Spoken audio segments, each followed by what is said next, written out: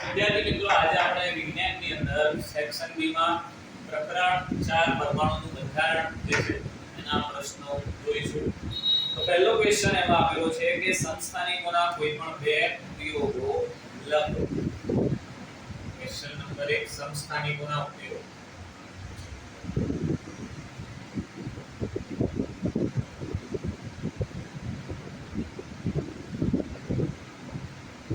પહેલા તો સમસ્થાનિક કોને કહેવાય? સમ એટલે સમાન. તો કોઈ બે કે બેથી કોઈ બે કે બેથી વધારે તત્વોના પરમાણુ આપણને આપેલા છે, જેમાં આપણને બંનેના જે પરમાણુ ક્રમાંક છે એ સમાન મળશે, પરંતુ તેમના જે પરમાણુ ક્રમાંક છે એ જુદા જુદા છે. તો તે જે બે પરમાણુઓ છે એમને એકબીજાના સમસ્થાનિકો કહેવામાં આવે છે.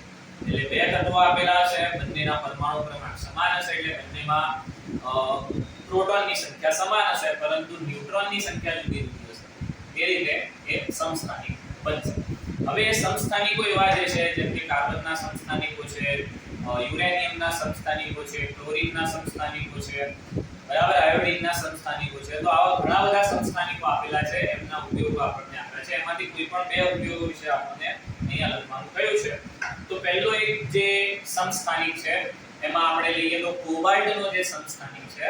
આ કોબાલ્ટના સમસ્થાનિકનો ઉપયોગ કેન્સરની સારવારમાં થાય છે. એટલે પહેલો ઉપયોગ છે કે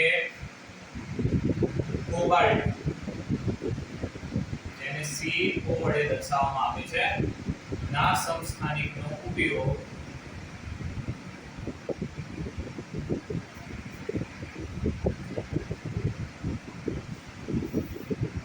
કેન્સરની સારવાર માટે થાય છે. તો યાદ રાખવા માટે શું યાદ રાખવાનું કે કોબાલ્ટમાં ક આવે છે અને કેન્સરમાં ક, એટલે કોબાલ્ટનો સમસ્થાનિકનો ઉપયોગ કેન્સરની સારવાર. બીજો ઉપયોગ આપણને આયોડીનના સમસ્થાનિકનો આપેલો છે કે આયોડીન, તેની સંજ્ઞા છે આઈ. તો આ આયોડીનના સમસ્થાનિકનો ઉપયોગ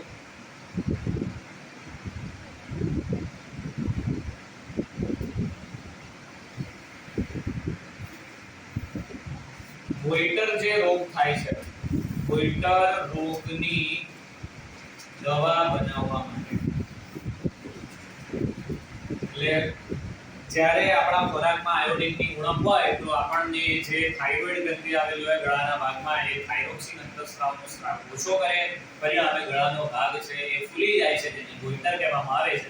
તો આયોડીનના સમસ્થાનિકનો ઉપયોગ કરીને દવા બનાવવામાં આવે છે, અને જેના ઉપયોગથી આ જે ગોઈટર છે એની બીમારીને દૂર કરી શકાય છે. બરાબર. તો આ બે જે ઉપયોગ છે આપણને સમસ્થાનિકોના આપવામાં આવેલા છે. ક્વેશ્ચન આપણને આપવામાં આવેલો છે કે તફાવત આપો પ્રોટોન અને ઇલેક્ટ્રોન. તફાવત આપો. ક્વેશ્ચન નંબર 2 આપેલો છે. તફાવત આપો પ્રોટોન અને ઇલેક્ટ્રોન. તો એક તરફ પ્રોટોન લખી લઈએ અને એક તરફ ઇલેક્ટ્રોન. તો સૌપ્રથમ તો પ્રોટોન જે છે એનું સ્થાન ક્યાં આવેલા હોય છે? બંનેના સ્થાન પરથી તફાવત જોઈ લઈએ અને બંનેના વીજભારથી તફાવત, એટલે તફાવતના બે મુદ્દા મળી જશે. પ્રોટોન એટલે કે જે ધન વીજભારી હોય છે, એટલે લખીએ કે તે ધન વીજભાર ધરાવે છે અથવા ધન વીજભારી હોય છે.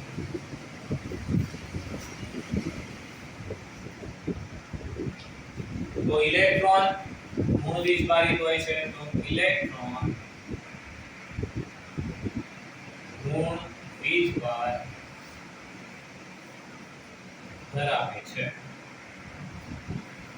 હવે એક તો થઈ ગયું એનું જે વીજભારનું, બીજું એના સ્થાન પરથી કે કોઈ પરમાણુનો નમૂનો આપેલો છે. તો એ પરમાણુના નમૂનામાં પ્રોટોન કઈ જગ્યાએ આવેલા હોય ને ઇલેક્ટ્રોન એના પરથી બીજો તફાવત મળશે. તો પ્રોટોન જે છે હંમેશા કેન્દ્રમાં આવેલા હોય પરમાણુના.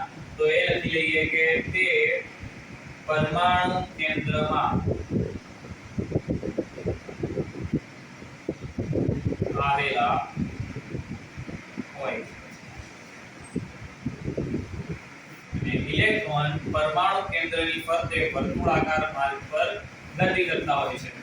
તે પરમાણુ કેન્દ્રની ફરતે વર્તુળાકાર માર્ગે પરમાણુ કેન્દ્રની ફરતે આવેલા હોય છે.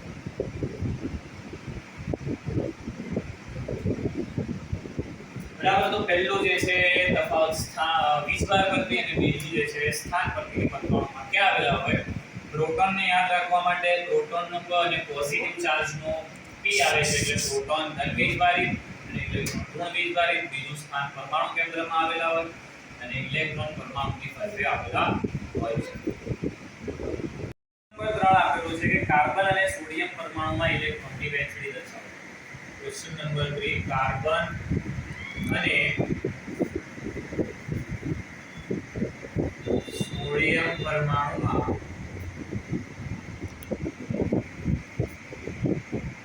ઇલેક્ટ્રોનની વહેંચણી દર્શાવો. તો આના માટે આપણે જે નીલ્સ બોહરે પરમાણુની અંદર ઇલેક્ટ્રોન કેવી રીતે ગોઠવવામાં આવે છે એનું જે મોડેલ બતાવ્યું છે, જેમાં 4 અલગ અલગ કક્ષાઓ આવેલી હોય છે કે એલ એમ એન, જેમાં પ્રથમ કક્ષામાં 2 ઇલેક્ટ્રોન, પછી એની પછી 8, પછી 18 અને પછી 32 ઇલેક્ટ્રોન. એ પ્રમાણે એની ગોઠવણી થાય છે. તો આપણે એ પ્રમાણે એની ગોઠવણી જોઈ લઈએ. તો અહીંયા બે આપણને તત્વના પરમાણુ આપેલા છે. એક કાર્બન. તો કાર્બનનો સંજ્ઞા 6 અને કાર્બનની સંજ્ઞા છે C અને એનો પરમાણુ ક્રમાંક છે 6. એટલે જેટલો પરમાણુ ક્રમાંક એટલા એની અંદર ઇલેક્ટ્રોન આવેલા હોય છે. જો એની પર વીજભાર ના હોય તો એમાં ગોઠવણી જોઈએ તો K અને L કક્ષામાં આવશે. તો પહેલી કક્ષા K માં 2 ઇલેક્ટ્રોન અને બીજી કક્ષામાં આવે 6 માંથી 2 જાય એટલે બધે 4. તો એની ઇલેક્ટ્રોન વહેંચણી માટેનું મોડેલ દોરી દઈએ આપણે. તો આ પરમાણુનું કેન્દ્ર, આ પ્રથમ કક્ષા. હવે પહેલી કક્ષામાં કેટલા K કક્ષા પહેલી કહેવાય. તો પહેલી કક્ષામાં 2 ઇલેક્ટ્રોન. તો આ 2 ઇલેક્ટ્રોન દર્શાવી દીધા અને આ છે વચ્ચે પરમાણુનું કેન્દ્ર. હવે બીજી કક્ષા એટલે કે L, એમાં કેટલા ઇલેક્ટ્રોન છે તો 4. 1 2 3 અને 4. તો આ થઈ ગયું કાર્બન માટે ઇલેક્ટ્રોનની વહેંચણી. તે જ રીતે બીજો તત્વ આપણને આપેલો છે સોડિયમ. તો સોડિયમ માટેની સંજ્ઞા છે Na અને નો પરમાણુ ક્રમાંક છે 11. તો એમાં જે ઇલેક્ટ્રોન ગોઠવણી થશે એ K L M 3 કક્ષામાં થશે.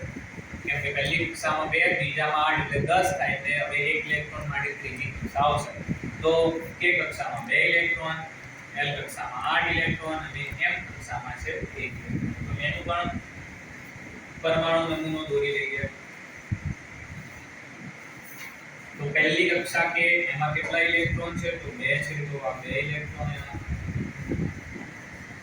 પછી બીજી કક્ષા એમાં 8 ઇલેક્ટ્રોન. તો 1 2 3 4 5 6 7 8.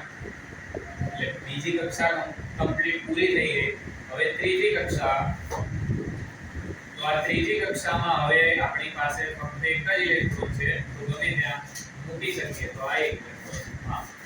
બરાબર. તો પહેલી કક્ષામાં 2, બીજી કક્ષામાં 8 અને ત્રીજી કક્ષામાં 1 ઇલેક્ટ્રોન. આમ સોડિયમ પરમાણુમાં આ રીતે ઇલેક્ટ્રોનની વહેંચણી કરી શકાય. તો ક્વેશ્ચન નંબર 4 આપેલો છે કે કોઈ પણ તત્વના પરમાણુને દર્શાવવા માટેની સંજ્ઞા જણાવો. કોઈ પણ તત્વના પરમાણુને દર્શાવવા માટેની સંજ્ઞા. ક્વેશ્ચન 4 કોઈ પણ તત્વના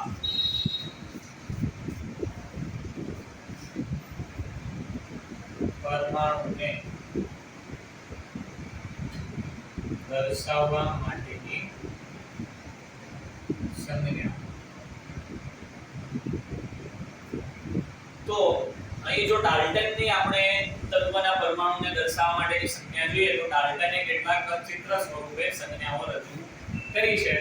જેમાં આપણને ઓક્સિજન માટે આમ આપેલું છે કે ઓક્સિજન એટલે ખાલી સર્કલ કરો હોય વર્તુળ બનાવો એટલે થઈ જાય છે ઓક્સિજન। પછી સર્કલ ની અંદર આવી રીતે વચ્ચે ટપકું છે એને હાઇડ્રોજન નું પરમાણુ કહ્યું છે। પછી સર્કલ ને જે સર્કલ આપેલું છે વર્તુળ એને આખું ડાર્ક કરી દીધું છે અને આને નામ આપવામાં આવ્યું છે કાર્બન। પછી વર્તુળની અંદર આ રીતે આપણને ચોકડી આપેલી છે તો એને સલ્ફર। પછી મર્સિડીઝ નું સિમ્બોલ હોય એ રીતે આપણને આ નિશાની આપવામાં આવેલી છે તો એને કહેવાય છે ફોસ્ફરસ। પછી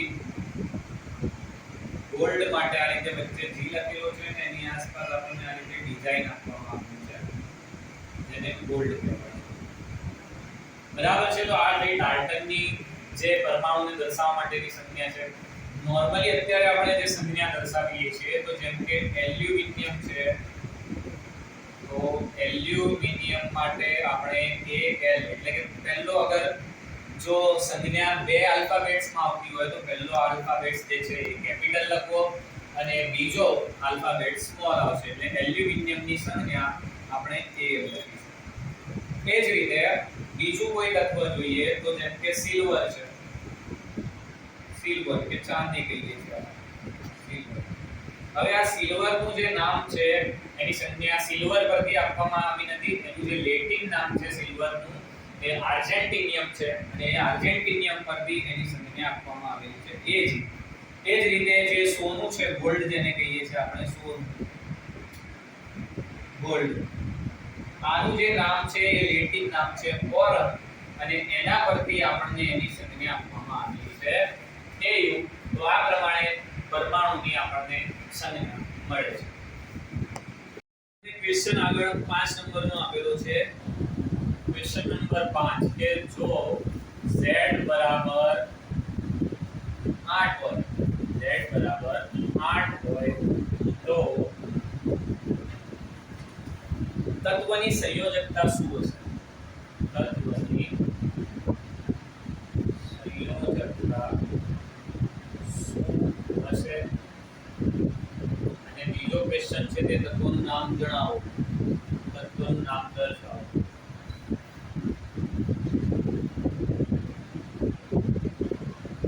તો હવે z એટલે કે પરમાણુ ક્રમાંક કહેવાય z એટલે શું પરમાણુ ક્રમાંક તો પરમાણુ ક્રમાંક આપણને કઈ સંખ્યા પરથી મળે તો પ્રોટોનની સંખ્યા p પરથી તો એની સંખ્યા 8। હવે જે તત્વનો પરમાણુ ક્રમાંક 8 હોય તો એમાં ઇલેક્ટ્રોનની સંખ્યા પણ એટલી ને એટલી જ હોય એટલે તેમાં ઇલેક્ટ્રોન પણ હશે 8 કેમ કે કોઈ બીજભાર આપવામાં આવેલો નથી તો ઇલેક્ટ્રોન પણ 8 છે। હવે આ 8 ઇલેક્ટ્રોનની ગોઠવણી પરથી આપણને એની સંયોજકતા જાણવા મળે તો 8 ઇલેક્ટ્રોનની ગોઠવણી કરીએ તો Kl પહેલી કક્ષામાં 2 ઇલેક્ટ્રોન બીજી કક્ષામાં આવે 6 ઇલેક્ટ્રોન એટલે 2 અને 6 થશે 8 ઇલેક્ટ્રોન। હવે જોવા જઈએ તો સૌથી બાહ્ય કક્ષા જે છે એટલે બહારની કક્ષા અહીંયા L થશે અને એ કક્ષામાં એને સંપૂર્ણ ભરાવવા માટે 8 ઇલેક્ટ્રોન જરૂરી છે એટલે અહીંયા આપણને આપવામાં આવેલા છે 6 તો કેટલા ઇલેક્ટ્રોન અહીં આપણને ખૂટે છે એની સંપૂર્ણ કક્ષા અષ્ટકોણ કરવા માટે તો 2 ઇલેક્ટ્રોન જરૂર પડે છે તો એની જે સંયોજકતા છે અહીંયા એ આપણને મળશે કેમ કે મળી તો છેલ્લી કક્ષા જે પણ હોય એમાં આપણને 8 ઇલેક્ટ્રોન એક અષ્ટક થવું જોઈએ તો જો 5 6 કે 7 ઇલેક્ટ્રોન હોય છેલ્લી કક્ષામાં તો એ ઇલેક્ટ્રોન મેળવશે એટલે એને આપણે 8 માંથી માઈનસ કરી દેવાની જે પણ સંખ્યા હોય તો આપણને સંયોજકતા મળશે। હવે તત્વનું નામ એટલે આપણે લખી લીધું કે પરમાણુ ક્રમાંક 8 છે તો 8 નંબરનું જે તત્વ છે આપણી જે તત્વોની જે ગોઠવણી છે એમાં તો 8 નંબરનું તત્વ છે પરમાણુ ક્રમાંક 8 છે ઓક્સિજન। તત્વનું નામ છે ઓક્સિજન. આપણને અહીંયા હવે ક્વેશ્ચન આગળ 6 નંબરનો આપેલો છે કે સંયોજકતા ઇલેક્ટ્રોન કોને કહે છે અને આ સંયોજકતા ઇલેક્ટ્રોનનું મહત્વ શું છે? સંયોજકતા ઇલેક્ટ્રોન એટલે શું? સંયોજકતા ઇલેક્ટ્રોન એટલે શું અને તેનું મહત્વ શું છે? તો સંયોજકતા ઇલેક્ટ્રોન જોવા જઈએ તો આપણે જે તત્વના પરમાણુમાં જે ઇલેક્ટ્રોનની ગોઠવણી કરીએ છીએ એ ગોઠવણી કર્યા પછી સૌથી બાહ્ય કક્ષા એટલે છેલ્લી કક્ષામાં જે ઇલેક્ટ્રોનની સંખ્યા આવેલી હોય છે તો જો એ ઇલેક્ટ્રોનની સંખ્યા 1 2 કે 3 હોય તો એ જે નંબર છે એ જ એની સંયોજકતા અને એ જ એની સંયોજકતા ઇલેક્ટ્રોન કહેવાય. બરાબર. અને જો છેલ્લી કક્ષામાં 5 6 કે 7 આવેલા હોય ઇલેક્ટ્રોન તો એ ઇલેક્ટ્રોનને એના સંયોજકતા ઇલેક્ટ્રોન કહેવાય અને એના પરથી જો એની સંયોજકતા શોધવાની થઈ હોય તો એને આપણે 8 માંથી માઈનસ કરીએ તો એના પરથી આપણને એની સંયોજકતા મળે. તો સંયોજકતા ઇલેક્ટ્રોનની વ્યાખ્યા લખી લઈએ કે તત્વના પરમાણુની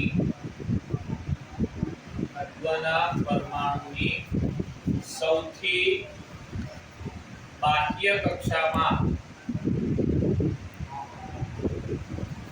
આવેલા ઇલેક્ટ્રોનની જે સંખ્યા છે ઇલેક્ટ્રોનની સંખ્યાને સંયોજકતા ઇલેક્ટ્રોન કહે છે.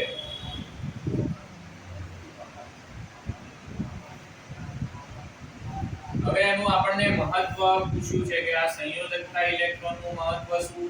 તો આ સંયોજકતા ઇલેક્ટ્રોન પરથી કોઈ એક તત્વનો પરમાણુ બીજા કયા તત્વના પરમાણુ સાથે અને કેવી રીતે સંયોજાશે એની આપણને માહિતી મળે છે. તો કોઈ એક તત્વનો પરમાણુ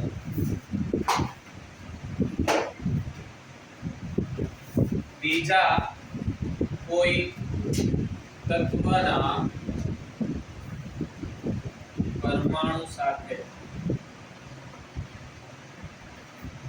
કેવી રીતે સંયોજાય તેની માહિતી મળે છે. બરાબર છે.